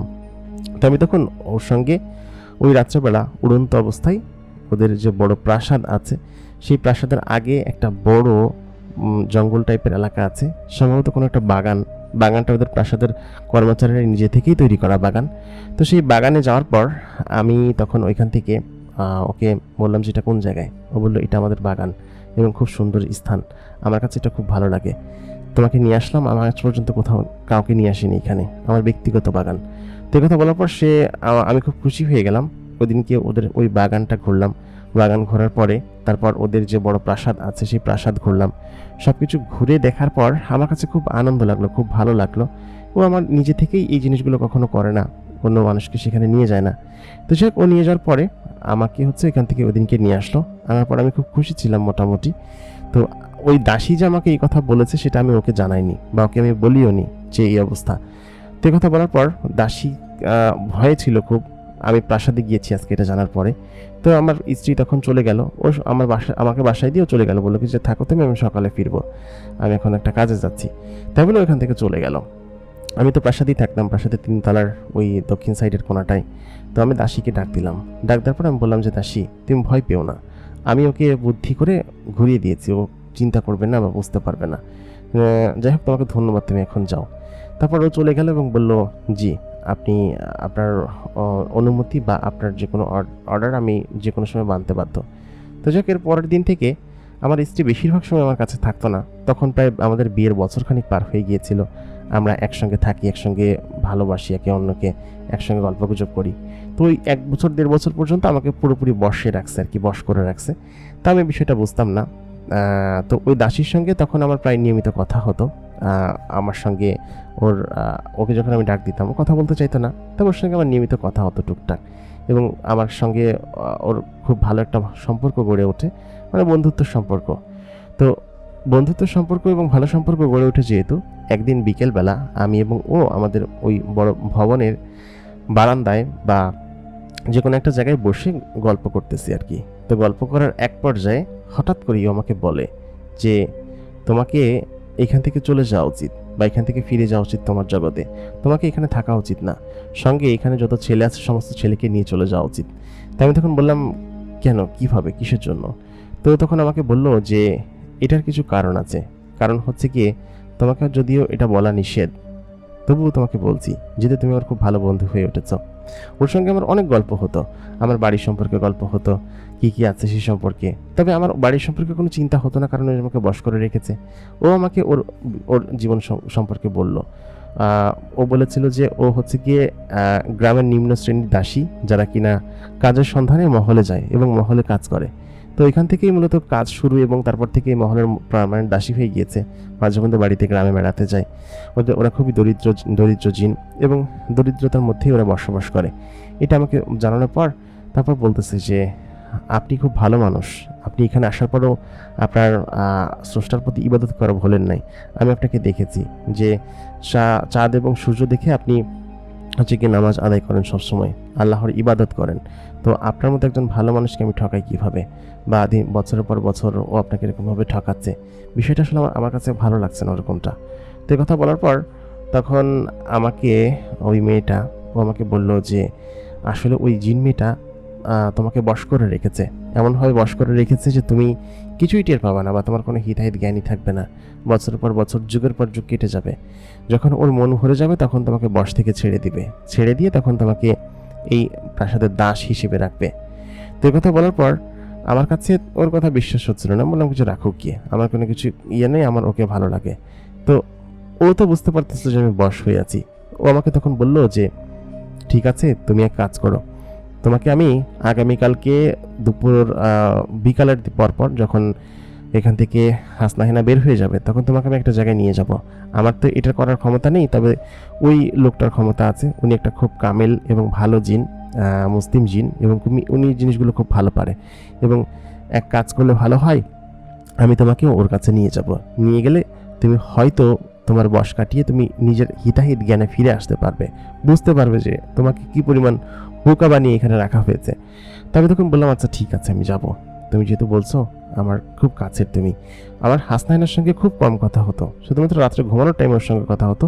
তাছাড়া ওকে আমি দেখতে পেতাম না, কোথায় থাকতো, কী করতো, কই যেত আমি জানতাম না। তো এই অবস্থায় এর পরের দিন ঠিক যে টাইমে হাসনা হেনা বের হয়ে গেল তার আধা ঘন্টা পরে ও আমার কক্ষে আসলো। কক্ষে এসে আমাকে বললো যে চলো, আমি তোমাকে সঙ্গে করে নিয়ে যাই। তাই আমি বললাম আচ্ছা ঠিক আছে চলো। ওর সঙ্গে করে আমি গেলাম উড়ন্ত অবস্থায়। ও খুবই ডিসেন্ট পরিবারের জিন ছিল এবং খুব ভালো জিন, এবং ওর নাম ছিল হচ্ছে জুবেদা। জুবেদাকে সত্যি যে একবার দেখবে সে তার মায়ায় পড়ে যাবে। জুবেদাকে আমি যখন দেখতাম, আমি তো ওই মায়ায় পড়তাম না, এই কারণ হচ্ছে আমি তো আরেকজনের বশে আছি, আমি তো তখন আর বয়স কাটায় উঠতে পারিনি, তাই না? শুধু জুবেদাকে আমার ওই সময় পর্যন্ত ভালো লাগতো না। তো এই অবস্থায় তখন জুবেদা আমাকে নিয়ে যায় হচ্ছে ওদের সেই যে কামেল জিন আছে, ওই কামেল জিনের কাছে নিয়ে যাওয়ার পর সেখানে থাকা সেই জিনটা আমাকে বলে যে তোমার উপর খুব ভারী বশ হয়েছে এবং আজীবন সে তোমার সঙ্গে এরকমটা করবে। তুমি বেশ বুদ্ধিমান ছেলে, বুদ্ধি করে অনেক কিছু করতে পারলেও হয়তো ওর বশ কাটাতে পারো না, আমি এটা করে দেবো তোমাকে। তুমি এক কাজ করো, আমি তোমাকে একটা তাবিজ দিচ্ছি, এই তাবিজটা তুমি তোমার সঙ্গে রাখবা। তবে হ্যাঁ, এমন জায়গায় লুকায় রাখবা যাতে করে তোমার স্ত্রী এই জিনিসটা না দেখতে পারে। যদি দেখতে পারে তাহলে তোমাকে সন্দেহ করবে। আর হ্যাঁ, তুমি যদি এখান থেকে বের হতে চাও বা চলে যেতে চাও সেটার বিষয়ে আমি ব্যবস্থা করে দিব, কিন্তু তার জন্য সময় লাগবে। তুমি তোমার স্ত্রীর সঙ্গে থাকো, তার সঙ্গে অভিনয় করো, বা যেটা আগে করতে সেটা করার অভিনয় করো, তারপর দেখি তোমার জন্য কি করা যায়। আমি সেটা খুব শীঘ্রই তোমার জন্য আমি ব্যবস্থা করে দিব। তারপর ওই অবস্থায় আমি ওইখান থেকে ওই জিনিসটা হাতে দিই। হাতে দেওয়ার পর মনে হয় 2-3 দিন হাতে দিয়ে রাখছি। আমার স্ত্রী বুঝতে পারে না বিষয়টা, বা বুঝতে পারবেও না কখন এমন জায়গায় এরকমভাবে দিয়ে রাখছি এমন জিনিসের সাথে।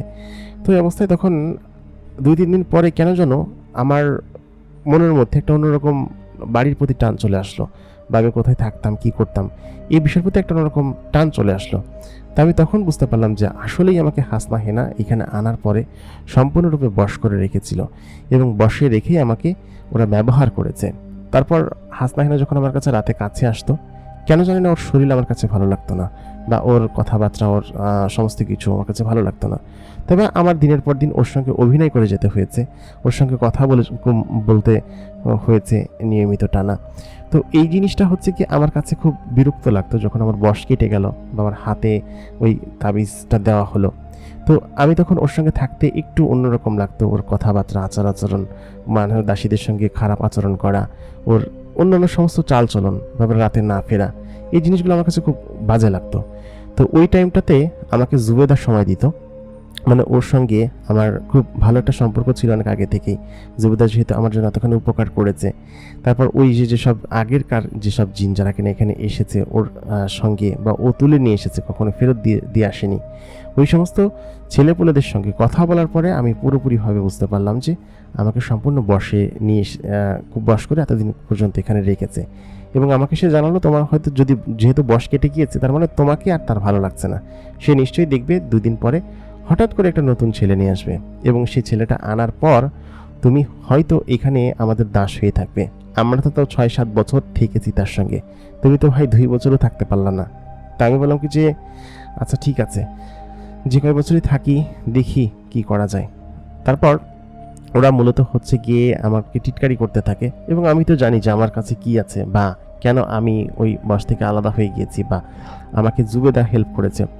তো জুবেদার সঙ্গে থাকতে থাকতে আমি তো এতদিন হাসনা হেনার সঙ্গে ছিলাম, কিন্তু ওকে তো আমি ভালোবাসতাম না, বা ওকে তো আমি এক প্রকার, ও আমাকে বশ করে রেখেছিল, সে বশে বশীভূত হয়ে আমি ওর সঙ্গে থাকতাম। কিন্তু সত্যিকারের ভালোবাসা যেটাকে বলে সেটা হচ্ছে জুবেদা আমাকে শিখিয়েছিল বা আমাকে জানিয়েছিল। আমি জুবেদার সঙ্গে প্রায় বছরখানিক গল্প করছি, কথা বলছি। তো আমার বয়সকালীন করার সময় জুবেদার সঙ্গে যখন যে কথা বলতাম ওই কথাগুলো ভালোবাসার রূপান্তর হয় নাই, বা জুবেদা তখন আমাকে পছন্দ করে ফেলেছিল বা ভালোবাসতো। জুবেদার চেহারা পর্যন্ত আমি তখন পর্যন্ত দেখি নাই। এরপরে আমি যখন বয়স করে আসার যেদিন হবে, আমি তাবিজ নিয়ে আসি, তারপর থেকেই জুবেদাকে আমার ভালো লাগতে শুরু করে এবং ওর সঙ্গে আমি সমস্ত ঘটনা শেয়ার করতাম, সমস্ত গল্প শেয়ার করতাম, ভালো মন্দ এটা এটা সব কিছু শেয়ার করতাম। তো একদিন রাত্রেবেলা আমি হচ্ছে ঘরের ভিতরে শুয়ে আছি, আমার স্ত্রী যে আছে সে হচ্ছে নেই, সে হচ্ছে কোনো একটা জায়গায় গিয়েছে। ওই যে রাত্রেবেলা ও আসে না, কোথায় কোথায় থাকে কী করে আমি জানি না, আমি প্রশ্ন করলেও সে কোনো উত্তর দেয় না। তো এই অবস্থায় জুবেদা হচ্ছে আমার কাছে আসে। আসার পর বাইরে প্রচণ্ড পরিমাণ বৃষ্টি হচ্ছিল। তো হঠাৎ করেই আমার যেন কি হয় আমি জানি না, আর ওরও কি হয় ও বলতে পারবে না। তো এই অবস্থায় ও বাইরে বিদ্যুৎ চমকানোর শব্দ শুনে আমার কাছে দৌড়ে আসে বা ভয় পেয়েছিল আর কি। তো অবস্থায় ওই যে তাকে জড়িয়ে ধরলাম, তো ওই জড়িয়ে ধরা থেকেই আমাদের মধ্যে একটা সম্পর্ক হয়ে যায়। তো আপনারা নিশ্চয়ই বুঝতে পারছেন। তো ওই দিন ছিল হচ্ছে ফার্স্ট টাইম যেটা কিনা জুবেদার সঙ্গে আমার এমন অনুভূতি হয়েছে যে আমি যাকে পছন্দ করি তার সঙ্গে মিলেমিশে থাকা বা মিলন হওয়া একটা খুব আনন্দের বিষয়, কিন্তু যাকে পছন্দ করি না তার সঙ্গে যে কিনা হাসনা হেনা। তো জুবেদা ওই দিনকে পর থেকে হচ্ছে গিয়ে আমাকে খুব পছন্দ করতে শুরু করে, আমাকে ভালোবাসতে শুরু করে। যদিও সে একজন দাসী ছিল, নিম্ন শ্রেণীর দাসী। তো দাসী থেকে আমার প্রেমে পড়া বা আমার সঙ্গে করা। তো ওই দিনকে ও খুবই লজ্জা পেয়েছিল। ওইটা শেষে তখন ও চলে যাওয়ার পরে 3-4 দিন আমার সঙ্গে ওর দেখা হয় নাই, বা আমি ওকে খুঁজেছি কিন্তু ও আসেনি। তো যাক, এই অবস্থায় কয়েকদিন পরে আমি ওকে ডাক দেওয়ার পর বাগানের মধ্যে হাত ধরে বলি কি যে জুবেদা, আমি তোমাকে ভালোবেসে ফেলেছি, আমি হচ্ছে তোমার সঙ্গে থাকতে চাই এবং আমি তোমাকে বিয়ে করতে চাই, আমি ওর সঙ্গে থাকবো না, ও খুবই খারাপ একটা জিন। তো জুবেদা তখন বললো যে না, এটা হতে পারে না, এটা হওয়া কখনো সম্ভব না, কারণ ও যদি বিষয়টা জানতে পারে তাহলে আমাদের দুজনকেই হত্যা করবে বা মেরে ফেলবে, ওরা খুবই শক্তিশালী জিন এবং খুবই কামেল টাইপের জিন। তো এই অবস্থায় আমি তখন বলি যে এক কাজ করো, আমি তোমাকে যেটা বলি তুমি সেটা শোনো। তুমি হচ্ছে গিয়ে এখান থেকে আমাদের সেই তান্ত্রিকের কাছে যাবে যে কিনা কামেল জিন, যে কিনা আমাকে বলেছিল এখান থেকে বের করবে। তার কাছে গিয়ে বলবে যে আমি এখান থেকে চলে যেতে চাই এবং আমি এখন থেকে হাসনা হেনার সঙ্গে বাজে আচরণ করব এবং ও আমাকে বাধ্য হয়ে আমাকে হয়তো তাড়িয়ে দিতে বা আমাকে এখান থেকে চলে যেতে বাধ্য করবে। এবং তারপর এখান থেকে আমি যখন চলে যাব তখন তুমি এই প্রাসাদ ছেড়ে দিবে, প্রাসাদ ছেড়ে দিয়ে আমি তোমাকে যেখানে যেতে বলবো সেখানে যাবা, তারপর আমরা দুজন বিয়ে করে নিব, ঠিক আছে? সো জুবেদার সঙ্গে আমার এই কথা ছিল। তো এই অবস্থায় তারপর হচ্ছে গিয়ে তান্ত্রিক যে ছিল ও হচ্ছে গিয়ে 3-4 দিন পর আমার সঙ্গে দেখা করতে আসে। আমরা একটা জঙ্গলের মধ্যে দেখা করি। দেখা করার পর জুবেদা বিষয়টা সম্পূর্ণ কিছু খুলে বলে এবং তা ওই কামেল জিনটা বলে যে তুই কী করেছিস, এটা খারাপ কাজ করেছিস খুব, কারণ হচ্ছে ও হচ্ছে গিয়ে এখন হাসনা হেনার স্বামী, আর দ্বিতীয় কথা হচ্ছে ওরা খুবই খারাপ প্রকৃতির জিন, ওদের সঙ্গে যদি বিষয়টা জানাজানি হয়ে যায় তখন তোর ক্ষতি হবে বা তোর সমস্যা হবে, এটা তোর জন্য খুবই খারাপ। তো আমি বিষয়টা জানার পর তখন ওদেরকে বিষয়টা বলি এবং বলার পর তান্ত্রিক বলে আচ্ছা ঠিক আছে, আমি দেখছি কি করা যায়, তোমরা চিন্তা করো না, আমি সমস্ত বিষয়গুলো পর্যবেক্ষণ করছি বা দেখছি। তো এক পর্যায়ে আমার ওর সঙ্গে ওদিনকে বেশ খানিকটা গল্প হয় ওইখান থেকে আসার পর, এবং তান্ত্রিক আমাদেরকে আশ্বস্ত করে যে আমাদেরকে এখান থেকে বের করে দিবে। তো আসার পর থেকেই আমি হাসনা হেনার সঙ্গে রাত্রেবেলা মিলিত হতে চাইতাম না বা ওর সঙ্গে গল্পগুজব করতে চাইতাম না। যেভাবেই হোক ওর সঙ্গে আমার একটা ঝগড়াটাই সম্পর্ক হয়ে যেতে লাগলো এবং ও বুঝতে পারতো যে ওর বয়স হয়তো আমার উপর কাজ করছে না, বা আমি হয়তো ওর কথা শুনতে চাচ্ছি না বা বুঝতে চাচ্ছি না। তো আমাকে একদিন বললো যে তুমি কি কোনো কিছু করেছো বা এমন কোনো কিছু, তুমি যেহেতু নামাজ পড়ো নিশ্চয়ই এমন ইবাদত করেছো যেটার জন্য তুমি অনুগ্রহ প্রাপ্ত হয়েছে আল্লাহর তাআলার তরফ থেকে, তেমন এরকম হতেই পারে। আর তাছাড়া তুমি যে আমাকে এখানে এনে বয়স করে রেখে এরকম করেছো সেটা আমি সম্পর্কে আমি জেনে গিয়েছি। আর তাছাড়া আমি তোমার সঙ্গে থাকতেও চাই না, তুমি আমাকে আমার দেশে দিয়ে আসো। তো এই কথা বলার পর আমার পরের দিনকে প্রচণ্ড পরিমাণ রাগ করে এবং বলে যে এত বড় সাহস তোমার, আমার উপরে তুমি কথা বলো। আজ পর্যন্ত এমন হয়নি যে আমার বশে কোনো মানুষ বশীভূত হয় নাই, কিন্তু তুমি একমাত্র বান্দা যে কিনা হচ্ছ না, ব্যাপারটা কি? তাই বললাম ব্যাপার কোনো কিছু না, আমি আল্লাহর ইবাদত করি, আল্লাহ তাআলা দোয়া আমার সঙ্গে আছে, সেহেতু তোমার মতো এরকম খারাপ পরি বা খারাপ জিনের বশ আমার পর আর কাজ করবে না। তখন বলে কি যে ঠিক আছে, বেশ ভালো কথা, তাহলে তোমাকে আমি এখন থেকে ত্যায্য করলাম, আমি নতুন আরেকটা স্বামী বা হাজব্যান্ড নিয়ে আসবো খুব শীঘ্রই। তাই বললাম নিয়ে আসো, তবে আমাকে এখান থেকে যেতে দাও, আমি এখানে থাকবো না। তখন সে বললো যে আমাদের এখানে একবার যে আসে সে এখান থেকে ফেরত যায় না, আর যদি একবার ফেরত চলে যায় তাহলে তাকে নিয়ে আসার দায়ভার বা যা কিছু করা লাগে সব কিছু আমরাই করি। ওই কথা বলে সে ওইখান থেকে রাগবাগ করে চলে যায়। আমি জুবেদাকে পরে সমস্ত ঘটনা বিষয় সম্পর্কে শেয়ার করি। সে বলে কি যে যদি এমনটা করে তাহলে তো ভালো, তারপর আমি তোমাকে এখান থেকে নিয়ে পালিয়ে যাব, আগে আগে ওকে আরেকটা স্বামী আনতে দাও। এরকম করে বেশ কিছুদিন সময় কাটে। হাসনা হেনার সঙ্গে আমার সম্পর্ক তখন আর আগের মতো ছিল না। আমি এবং ও একই সঙ্গে আলাদা বিছানায় ঘুমাতাম, একই রুমে। ও আমার কাছে আসতো না, বলতো যে তুমি আমার সঙ্গে ধোঁকা করেছো, আর তুমি আমাকে, আমি বললাম যে ধোঁকা তো তুমি করেছো, আমাকে এখানে নিয়ে এসেছো। বেশ কয়েকদিন কেটে যাওয়ার পর হঠাৎ করে একদিন খেয়াল করলাম জুবেদা আমার কাছে এসে আমাকে বলল যে চলো আমরা এখন এখান থেকে পালিয়ে যাই। সম্ভবত তোমার স্ত্রী হাসনা হেনা সে কোনো একটা মানুষ ছেলেকে ধরে নিয়ে এসেছে। আমি কালকে তাকে একটা ছেলের সঙ্গে দেখেছি, আর তার অনেক জিনিসের সঙ্গে সম্পর্ক আছে। সেহেতু তুমি যদি এখান থেকে পালিয়ে যাও তাহলে তোমাকে হয়তো ওরা দেখতেও পারবে না বা বুঝতেও পারবে না। ওই অবস্থায় আমি তখন সেই সিদ্ধান্ত নিই যে আমি এখান থেকে পালিয়ে যাব। তারপর সেই কামেল জিনের কাছ থেকে অনুমতি নেই। নেওয়ার পর ওই দিনকে বিকেলের দিকে আমি এবং জুবাইদা একই সঙ্গে বেরিয়ে পড়ি, আমরা পালিয়ে যাব সেটা ভেবে। তারপর ওইখান থেকে আমরা ওই বড় জঙ্গল পার হয়ে দক্ষিণের দিকে যখন রওনা করলাম, ও তখন বুঝে গেল সেটা যে আমি এখান থেকে বেরিয়ে গিয়েছি, বা এমন কিছু জিনিস সেট করে রেখেছি যে আমি এখান থেকে বের হলেই ওই বিষয়টা সম্পর্কে বুঝতে পারবে বা জানতে পারবে। তারপর হঠাৎ করেই আমাকে জঙ্গলের মধ্যে একদল জিন আটকায়। আমি তখন জুবেদাকে সাইড করে বলি তুমি এখানে লুকাও, তোমাকে দেখলে সমস্যা আছে। আমাকে দেখলে হয়তো প্রাসাদে নিয়ে যাবে, কিন্তু তোমাকে যদি দেখে ফেলে আমার সঙ্গে তাহলে তোমাকে শাস্তি দিবে। জুবেদা আমার কথা শুনে পাশে লুকিয়ে পড়ে। আমার যে পরিস্ত্রী আছে সে এসে আমাকে বলে যে তোমার এত বড় সাহস, তুমি আমাকে ছেড়ে চলে যাচ্ছ। আমি বললাম তোমার সঙ্গে তো আরো অনেক পুরুষ আছে, বেশ কয়েকটা জিনিসের সঙ্গে তোমার বেশ ভালো সম্পর্ক আছে, পাশাপাশি আরো একটা মানুষ তোমার স্বামী নাকি গুছিয়েছ, তাহলে আমার কি দরকার? আমাকে এখান থেকে চলে যেতে দাও, আমাকে বাড়িতে নামিয়ে দিয়ে আসো। সে তখন আমাকে বলে দেখো তোমার সঙ্গে আমি থেকেছি প্রায় 2 বছরের বেশি, তোমাকে আমার বেশ ভালো লাগে, কিন্তু তোমাকে আমি ছাড়তে পারবো না, তুমি আমার সঙ্গেই থাকবা। তুমি বুদ্ধিমত্তার দিক দিয়ে বেশ খানিকটা এগিয়ে অন্যান্য সকল মানুষের থেকে, এবং আমাকে অনেক বিষয় তুমি সাপোর্ট করেছো। আমার রাজ্যের বা আমার বাবার রাজ্যের অনেক বিষয় সম্পর্কে তোমার সঙ্গে আমি পরামর্শ করতে পারি, যেটা কিনা আমার কাছে খুব ভালো লাগে। এবং সত্যি কথা বলতে আমি তোমাকে হারাতে চাই না বা আমাকে যেতে দিতে চাই না।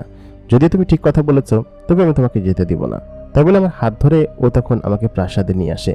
নিয়ে আসার পর ওদিনকে আমাকে বেশ আদর যত্ন করে, অন্যান্য দিনের মতো সমস্ত সেবা যত্ন করে আমার। করার পর বলে কি যে দেখো আমি জানি তোমার উপর আমার জাদুবশ কাজ করছে না, তুমি আল্লাহর একজন নেক বান্দা, সেই সঙ্গে তুমি সবসময় আল্লাহর ইবাদত করো। এই জিনিসটার কারণে হয়তো আমি তোমাকে বশ করতে পারছি না। যাই হোক, তবে তুমি এখান থেকে যেতে পারবে না, তোমাকে এখানেই থাকতে হবে। আর যদি ভুলেও একবার চলে যাও তাহলে আমি তোমাকে কখনো আনতে যাব না, কারণ তোমার মতো এরকম অসংখ্য মানুষ আমার আশেপাশে ঘোরাফেরা করে। আমার বয়স প্রায় 400 বছরের উপরে। এখন পর্যন্ত অসংখ্য মানুষকে আমার সঙ্গে এনেছি, তবে অন্যান্য কেউ তোমার মতো বুদ্ধিমান না। তুমি যদি আমাকে বুদ্ধিতে হারিয়ে বা আমাকে আমার মন জয় করে এখান থেকে যেতে চাও তাহলে যেতে পারো, তবে তার জন্য সময় লাগবে। আমি বললাম সেটা আমি করব, এবং আমি খুব শীঘ্রই সেটা করব। দেখতে দেখতে সময় গড়ালো। জুবেদার সঙ্গে আমার সম্পর্ক বেশ ভালোই চলছিল। আমি এবং জুবেদা জঙ্গলের দক্ষিণ প্রান্তে একটি ঘর তৈরি করলাম, এবং সেখানে আমি এবং জুবেদা গিয়ে থাকতাম। আমার স্ত্রী যে ছিল সে আমার উপর ওরকমভাবে নজরদারি করতো না বা দেখতেও না, এমনকি এখানে খুব একটা আসতেও না, দেখা যেত সপ্তাহে একদিন আসতো। তো আমি জানতাম যে ওরা যেহেতু আশিক পড়ি, ওরা এটা ওটা ওদিক ওদিকে করে বেড়াতো। তারপর এক রাত্রেবেলা আমি এবং জুবাইদা সিদ্ধান্ত নিলাম যে ওইখান থেকে আমরা বের হয়ে পড়ব। বের হয়ে আমরা সোজা আমাদের এই অঞ্চল ছেড়ে এমন একটা অঞ্চলে চলে যাবো যেখানে ও আসলে খুঁজতেও যাবে না।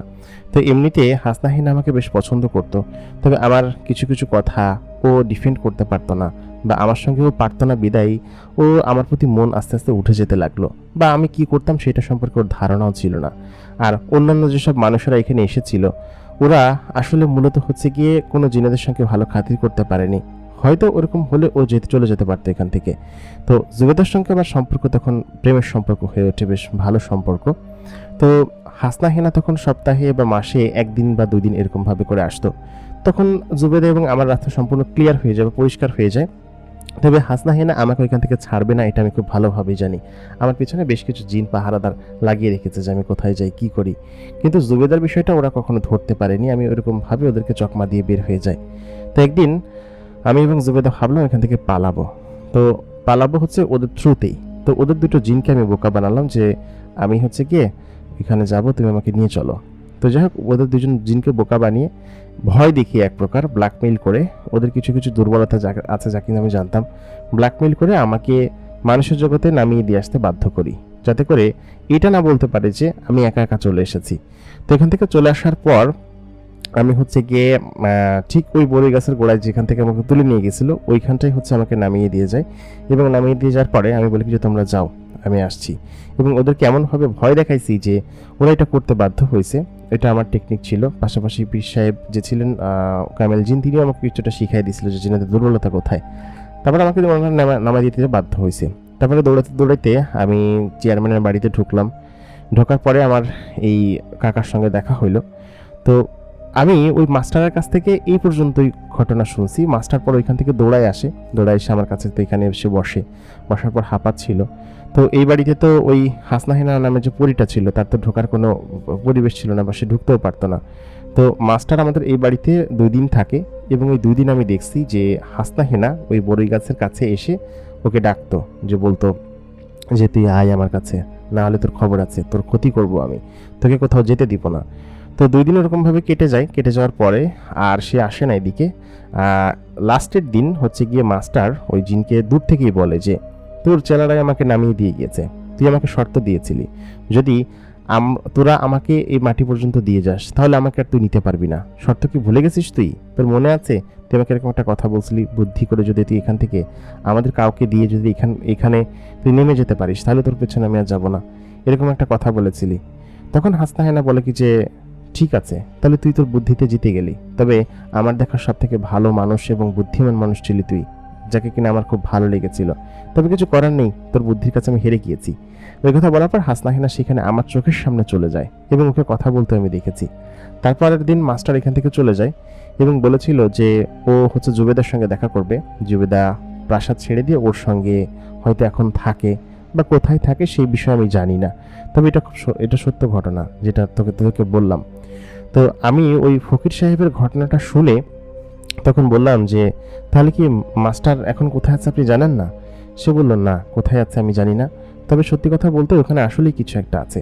তো সেহেতু তোরা এখানে যাস না, তোরা এখানে গেলে হয়তো কোনো একটা বিপদ ঘটবে বা কোনো একটা বিপত্তি হবে, তোরা বাড়িতে চলে যা। তো তোরা শহর থেকে এসেছিস সেই জন্য তোদেরকে নিষেধ করলাম, এখানে যারা আসে তাদেরকে আমি নিষেধ করি।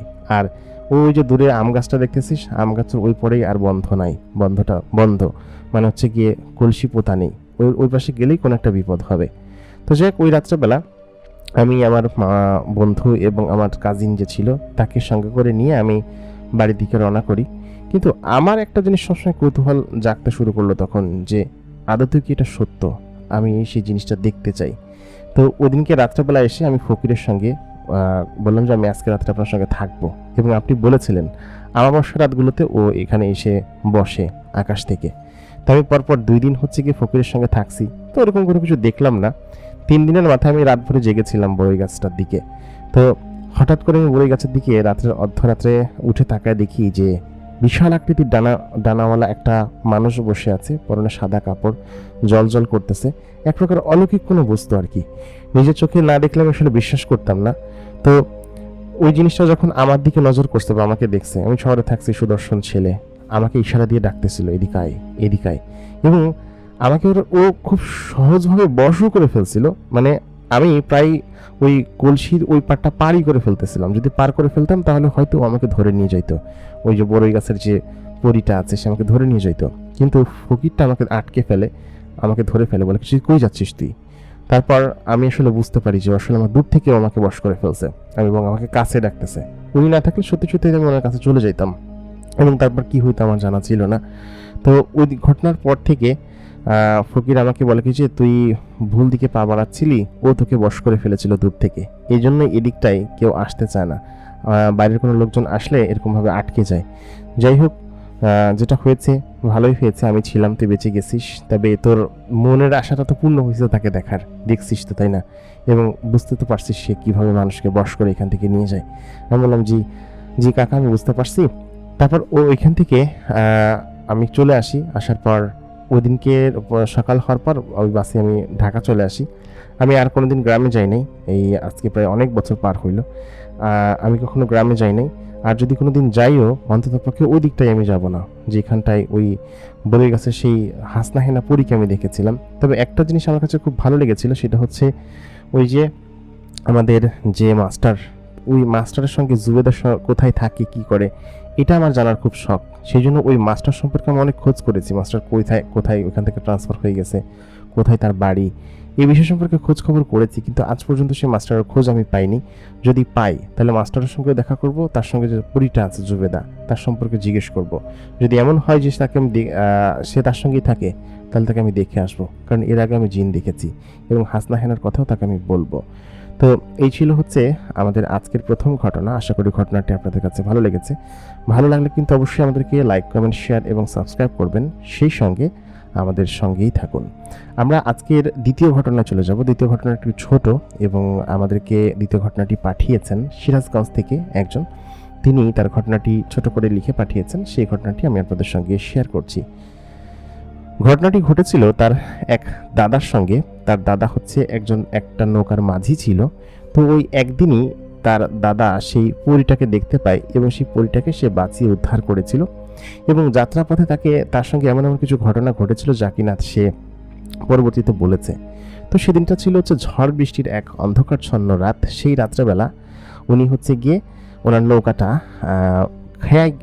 ঘাটে বেঁধে বাড়ির দিকে রওনা করবে। ঝড় বৃষ্টি হচ্ছে গিয়ে তখন থেমে গিয়েছে। উনি নৌকার পাটাতনের ভিতরে বসেছিল ওই বৃষ্টির মধ্যে, যেতেও পারছিল না। তো থেমে যাওয়ার পরে নৌকাটা বেঁধে উনি হচ্ছে বাড়ির দিকে যাবে। ঠিক সেই মুহূর্তে ঘাটের অপর প্রান্ত থেকে, মানে যেদিক দিয়ে মূলত মানুষজন নেমে আসে, তখন রাত প্রায় 9টা সাড়ে 9টা বাজে। 1994 সালের ঘটনা বা তারও আগের ঘটনা। তো ওই সময়টাতে এরকমভাবে মানুষজন এত আধুনিক ছিল না, নৌকা খেয়া পারাপার করতো। 8টা 9টার দিকে মানুষজন ঘুমিয়ে পড়তো। তো তখন তার দাদা হচ্ছে কি নৌকা বেঁধে সবেমাত্র উঠতে যাবে, ঠিক সেই মুহূর্তে দূর থেকে একটি মেয়ে দৌড়াতে দৌড়াতে তার কাছে আসে। মেয়েটার পরনে খুবই সিমসাম জামা, উচ্চ লম্বা, প্রায় 6 ফুটের মতো লম্বা, সেই সঙ্গে মানে তার দাদা থেকেও লম্বা, সেই সঙ্গে তার চেহারা এত মায়াবী, এবং তার হাতে হচ্ছে গিয়ে একটা ব্যাগ, এবং সে থরথর করে শীতে বা ঠান্ডায় কাঁপছে। তো ওই অবস্থায় দাদার কাছে আসার পর দাদাকে জিজ্ঞেস করে যে দাদা আমাকে একটু ভাই আমাকে একটু সাহায্য করেন, আমি আসলে খুব বিপদে পড়েছি, আমাকে একটু খেয়াটা পার করে দেন, এই পাশ থেকে ওই পাশে পার করে দিলে, রাস্তা পর্যন্ত উঠিয়ে দিলে আমি চলে যেতে পারবো, আমি আসলে খুব বিপদে আছি, আমার শরীর সব ভিজে গিয়েছে। তো এই অবস্থায় আমার দাদা হচ্ছে তাকে বলে যে আপনি আসলে কোথায় যাবেন বা কোথায় আপনাকে নিয়ে যাব, আমি তো খেয়া বন্ধ করে দিছি, এই অবস্থায় আমি আপনাকে পার করে দিব কিভাবে, এটা আসলে সম্ভব না, আমি চলে যাব, তাছাড়া আপনি। তো আমার দাদা বিষয়টা বুঝতে পারে যে ওই মেয়েটা আসলে কোনো মানুষ ছিল না, মেয়েটা নিশ্চয়ই কোনো জিন ছিল, এবং তাকে ভুলিয়ে ভালিয়ে কোথাও একটা নিয়ে যাওয়ার চেষ্টা করছে। তো দাদার হাতে তখন হচ্ছে গিয়ে সবসময় তাবিজ থাকতো, তসবি থাকতো, আর হচ্ছে গিয়ে যেহেতু রাতবেলাতে খেয়া পার করতো, কখন কি ঘটে না ঘটে। তো দাদা তখন বিষয়টা বুঝতে পারে যে তার সঙ্গে যে আছে সে আসলে কোনো মানুষ নয়, সে একটা জিন, এবং তাকে যেভাবেই হোক এখান থেকে ফাঁকি দিয়ে যাওয়া যাবে না, সে আমার পিছন পিছন যাবে এবং আমাকে এখান থেকে যেতে দিবে না। তো দাদা তখন বললো যে আপনাকে কি ওই পাড়ে নামিয়ে দিয়ে আসলে হবে, আসলে আমি আসলে যেতে চাচ্ছিলাম না ওই পাড়টাই। তো মেয়েটা বলে কি যে না, আমাকে নামিয়ে দিয়ে আসলে, আমি খুব বিপদে পড়েছি, আপনি যদি আমাকে বিপদ থেকে উদ্ধার করেন তাহলে হয়তো আমি খুব জোর বাঁচা বেঁচে যাই বা আমি খুব উপকৃত হব। তো দাদা তখন বললো যে আচ্ছা ঠিক আছে, আপনি ওঠেন। তো অবস্থায় দাদা ওই সময়টাতে পুরোপুরিভাবে বিষয়টা বুঝতে পারেননি। তারপর খেয়াতে উঠে বসার পর দাদা বইটা একের পর এক মেরেই যাচ্ছে। নদীতে তেমন কোনো স্রোত নেই, কিন্তু নৌকা যেই যাচ্ছে কিন্তু কুল আসে না। এত দ্রুত গতিতে নৌকাটা যাচ্ছে, এত পরিমাণ জোরে বৈঠা মারছে, এতক্ষণে চলে আসা উচিত, নদীটা খুব বেশি বড় না, কিন্তু সেই নৌকাটা সরছেই না। তো ঠিক মাঝ নদীতে যাওয়ার পর মেয়েটা হঠাৎ করে তার শরীরটা আলোকিত হয়ে গেল, এবং আলোকিত হয়ে যাওয়ার পর বলল যে আপনি কি করেন বা আপনি কি এগুলোই চালান? তো দাদা তখন বুঝতে পারছে যে তার খেয়ায় যে মেয়েটা বসে আছে সে কোনো মানুষ না, সে হচ্ছে একটা জিন, এবং এই জিন মেয়েটা তাকে হচ্ছে গিয়ে এখান থেকে নিয়ে যেতে চায়, বা এটা কোনো সাধারণ কোনো জিন না, সম্ভবত কোনো আশিক জিন বা এই জাতীয় জিন। তো ওই অবস্থায় তখন দাদা আয়াতুল কুরসি পড়তে থাকে এবং তার হাতে তসবিহ ছিল, পাশাপাশি কোরআনের আয়াত জানতো সে ওগুলো পড়তে পড়তে সামনের দিকে আগায়, তার সঙ্গে কোনো কথা বলে না এবং তার চোখের দিকে ভুলেও তাকায় না। কারণ এই সমস্ত জিনেদের চোখের দিকে তাকাইলে তখন হচ্ছে গিয়ে বশ হয়ে যাওয়ার একটা ভয় থাকে। তো দাদা তার চোখের দিকে ভুলেও তাকায় না, নিচের দিকে তাকায় তাকায় কথা বলছে। কথা বলার পরে অনেকটা পরে খেয়ার নদীর পাড়টা দেখা গেছে। তো দাদা যে পাড়টায় গেছে মূলত ওইখানে আজ পর্যন্ত সে কোনোদিন যায় না এবং সম্পূর্ণ নতুন একটা জায়গা, যে জায়গাটা তার কাছে সম্পূর্ণ নতুন এবং অপরিচিত। তো ওই মুহূর্তে তখন দাদা জিজ্ঞেস করে যেটা কোন জায়গায়। তো মেয়েটা তখন বলে যে আমার চোখের দিকে তাকান, আমার চেহারার দিকে তাকান, আমাকে দেখেন। তো দাদা তখন বলে যে না, আমি আপনার দিকে তাকাইতে পারবো না, আপনাকে পার করে দেওয়ার কথা ছিল, আমি পার করে দিছি, আপনি এখান থেকে চলে যান, আপনি আমাকে বিরক্ত করেন না, আমি বুঝতে পারছি আপনি কে। তো সেই মুহূর্তে ওই মেয়েটার রূপ পরিবর্তন হয়ে যায় এবং তার বিশাল আকৃতির দুটো ডানা খেয়া থেকে একদম 5-6 হাত উপরে উঠে যায়। উঠে যাওয়ার পরে সে বলে যে তুই আসলে খুবই বুদ্ধিমান, তোর বুদ্ধির কারণে তুই আজকে বেঁচে গেলি, তুই শুধুমাত্র আমার চোখের দিকে তাকাইতি, তারপর তোকে আমি দেখে নিতাম, তোকে আমার সঙ্গে করে নিয়ে যেতাম, তোকে আমার খুব ভালো লেগেছিল, কিন্তু মূলত হচ্ছে গিয়ে তুই আমার চোখের দিকে তাকাসনি, আর তোর কাছে কোরআনের আয়াত সম্বলিত কোনো একটা গ্রন্থ আছে, ওইটার জন্য আমি তোর কাছে যেতে পারিনি, তোকে অন্য কোনো দিন দেখে ছাড়বো, আজকের মতো তুই বেঁচে গেলি। এটা বলার পর সেই পরি মেয়েটি ওইখান থেকে উধাও হয়ে যায় সেকেন্ডের মধ্যে। দাদা তখন ওই নৌকাটা নিয়ে ওইখান থেকে খুব দ্রুত গতিতে এই পাড়ে ফিরে আসে। ফিরে আসার পর সেই নৌকাটা বেঁধে ওইখান থেকে দৌড়াতে দৌড়াতে বাড়ির কাছে আসে। বাড়ির কাছে এসে আমাদের যে বাড়ি ছিল সেই বাড়ির ঠিক উঠানের মাঝখানে এসে একটা চিৎকার দিয়ে অজ্ঞান হয়ে যায়। তো ওই কথাটা যখন দাদা সকলকে বলার পর ওই জায়গাটা আসলে তখন রাতে চলাচলের জন্য নিরাপদ মানুষ মনে করতো না। বেশ কয়েক বছর ওই জায়গা দিয়ে মানুষ রাতের বেলা চলাচল করতো না।